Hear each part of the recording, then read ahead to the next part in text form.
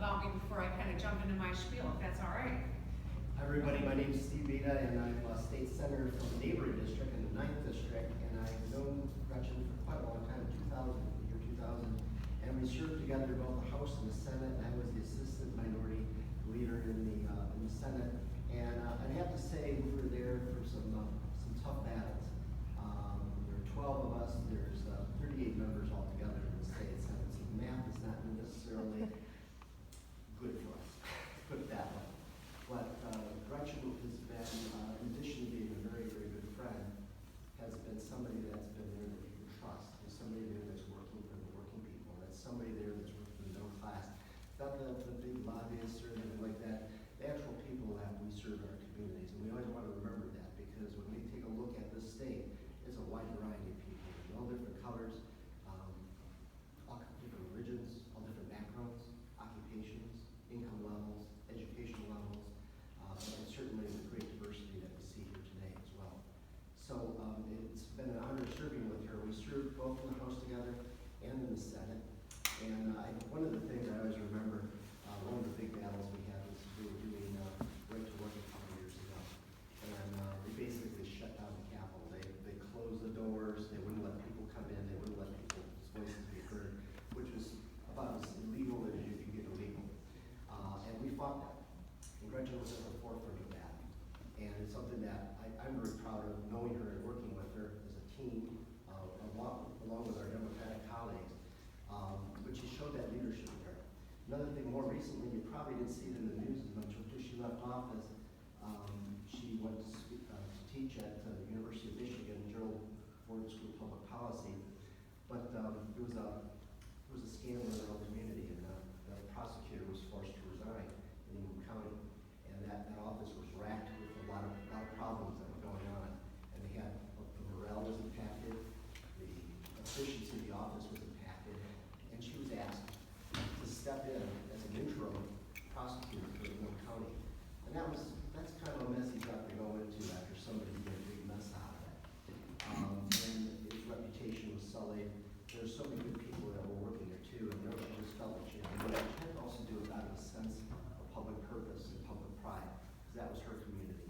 And she went in there, and she was there for about six months, I think, something like that, and turned that office around. Declined to run for that office. She came in there totally as a reformer and did some of the needed reforms that they needed, and helped reestablish the prestige of that office. And that's the type of person Gretchen is. And I'm proud to know her as a friend of mine. I think she'll be an awesome governor. I was going to say, I wouldn't be out here on a nice Sunday afternoon if my crappy day. Why is it always Sundays that are like this? It should be a nice day out there. But I'm also very happy to see all of you here too, because that tells me that you care about our state, that you care about where we're going as a people, and that you care about people, frankly, because I think that's one of the things that characterizes her candidacy, the work that she's done, both in the House, in the Senate, and in the prosecutor's office. Government is not a business. When somebody tells you, but we gotta run it like a business, that's not really quite accurate. Government's there to serve people. Right. Well, and I'm going to jump into that. I'm glad that you're pointing that out. But without further ado, my good friend, all right, Gretchen Whitmer. Thanks, Steve. Thank you.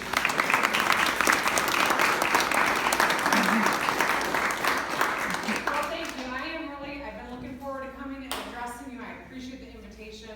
One of the best things about a campaign is the opportunity to get across the state, make new friends, learn from people, understand our fellow Michiganders who still are struggling and need help, and celebrating some of the victories that you might not otherwise know, and making new friends. And Sharon has become a very, very good friend of mine, and I feel very fortunate, and I'm hopeful that there are a lot more relationships that I'm going to build in this room today. So, as Steve said, and thank you for your beautiful introduction too. I served 14 years in the Michigan legislature.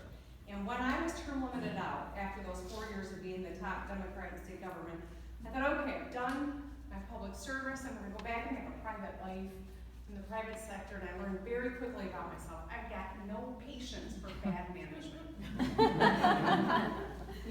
What's going on in the state of Michigan it's horrifying. I love the state. I have spent my whole life in Michigan. I spent most of it in the East Lansing area and Grand Rapids. I always attended the public schools, and I chose to stay in Michigan after I got my law degree, because I wanted to be near my family. I wanted to be in the state that I loved. And it's because I chose to stay in Michigan that when my mom got sick with brain cancer, that I was here to take care of her. At the same exact time, and I know some of you probably are members of the sandwich generation like I am, but at the same exact time that I was starting my family, I was taking care of my mom at the end of her life. And it was because I was in Michigan that I was able to do that. It was a stressful, tough time, but I'm grateful that I was here to do it. But I look at the Michigan that my daughters are growing up in, that my stepsons are growing up in, and I'll tell you, it doesn't even resemble the Michigan that I'm talking about when I tell you how proud I am to be from this state. There was a time when our public schools were the finest in the world, where our infrastructure was sound and reliable, and your family was safe on the roads, and your business people, your goods would get where they needed to be. Where we lived up to our motto, the Great Lakes State. Where everyone, if you worked hard and you played by the rules, you could afford to buy the car you were making, make sure that your kids had a better standard of living than you did, and you could retire with dignity in this state. Now, we are at the back of the pack on every one of those measurements. Our schools are not giving our kids the skills they need. It's not the teacher's fault. No one goes into teaching because it's lucrative.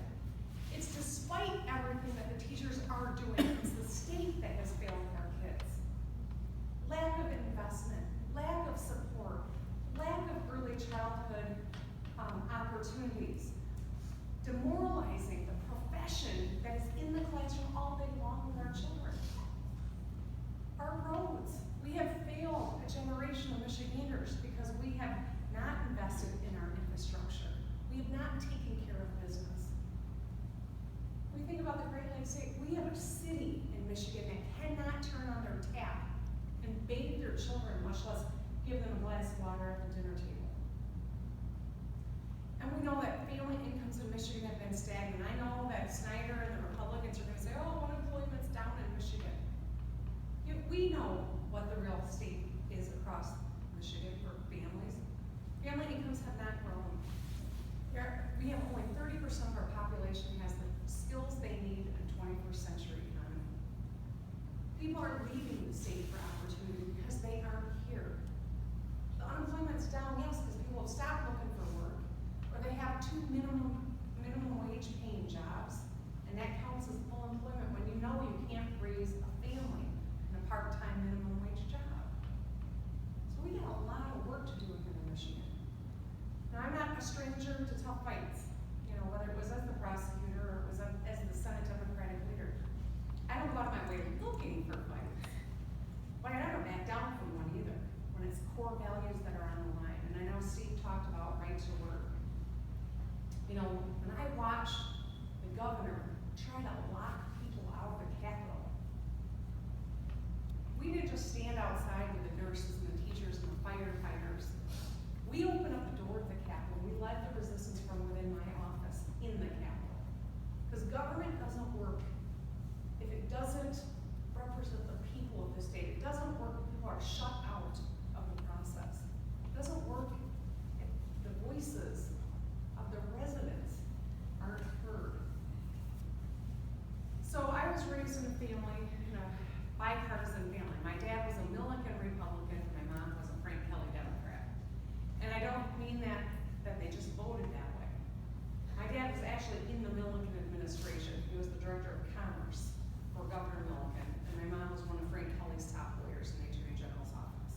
So as you can imagine, we had some interesting conversations. But it really was the similarity between those two leaders was at the end of the day, they were going to try to find common ground where they could. And that public service was a calling and a privilege. And it was focused on the public, about putting the public's interest above your own interest, putting the public's interest above any special interest. That was the commonality of those two leaders. And that's why, despite the fact that they were in different parties, that we found some common ground. We don't see that right now. I think too many Democrats have tried to get elected by just beating up their opponent.